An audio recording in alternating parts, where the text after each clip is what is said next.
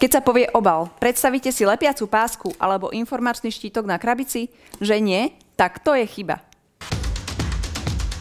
Aby ste sa nemuseli predierať zákonom o odpadoch, staňte sa odberateľom kanálu Naturpa klientom. Priebežne spracúvame témy zo sveta odpadového hospodárstva pre všetkých, ktorí uvádzajú na slovenský trh obaly, neobalové výrobky, elektrozariadenia, batérie a akumulátory. Obaly si definujeme z 3 pohľadov.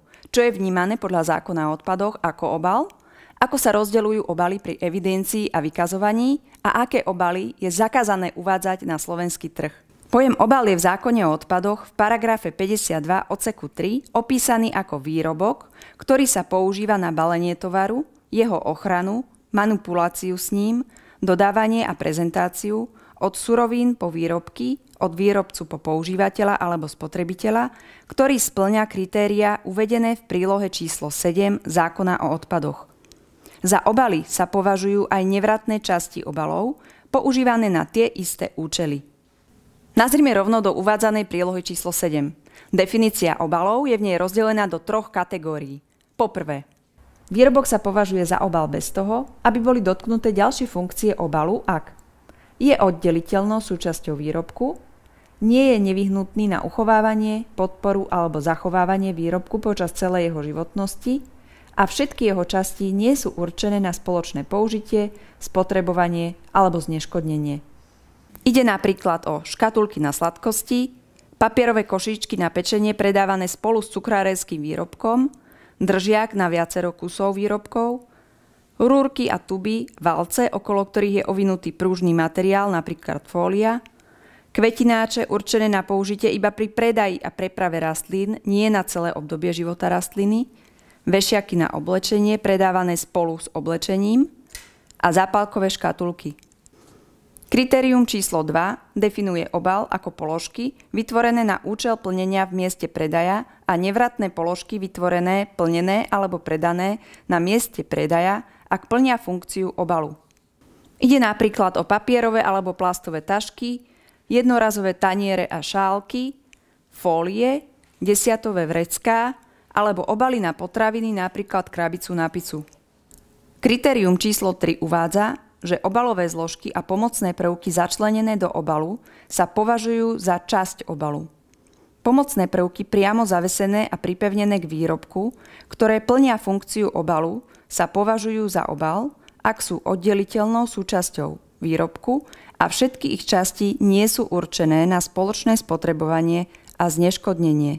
Sú to napríklad visiace štítky zavesené priamo alebo pripojené k výrobku, nálepky pripojené k inej obalovej položke, svorky do zošívačiek alebo mechanický ručný mlynček, zároveň predstavujúci znovu nenaplniteľnú nádobu, výrobkom napríklad mlynček na čierne korenie, naplnený čiernym korením.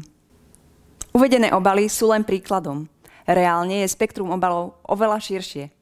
Podľa účelu použitia delíme obaly na spotrebiteľské, skupinové a prepravné.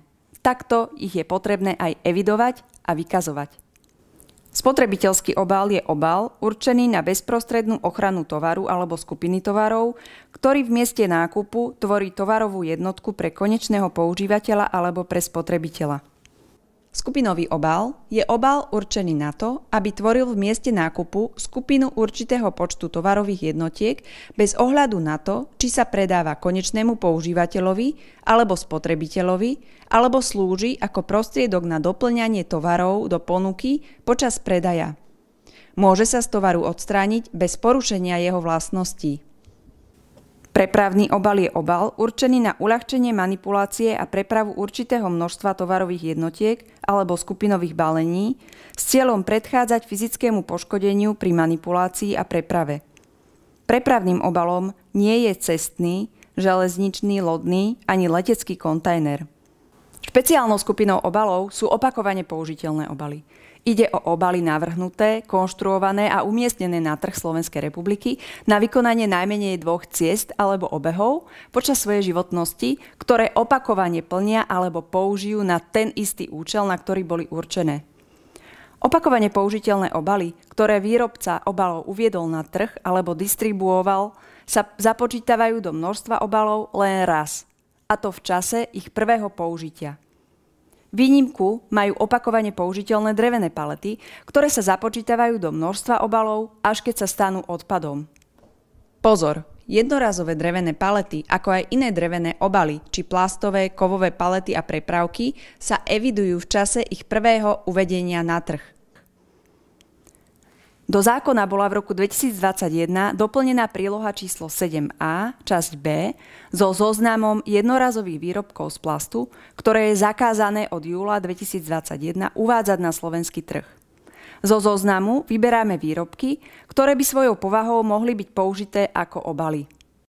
Ide o jednorazové plastové taniere a obaly z expandovaného polystyrénu vrátane ich uzáverov a viečok určené na potraviny. Konkrétne nádoby na jedlo, nápojové obaly a poháre na nápoje. Opakujem, že tieto výrobky je zakázané uvádzať na trh.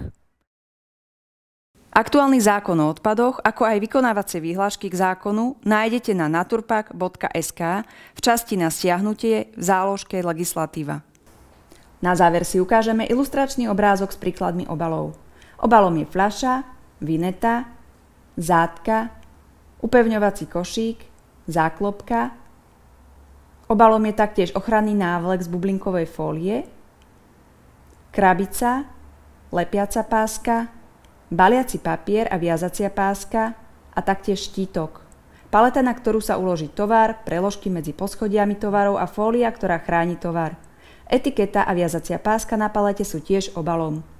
Ak bolo toto video pre vás prínosné, nezabudnite nám dať palec hore a staňte sa odberateľom tohto kanálu.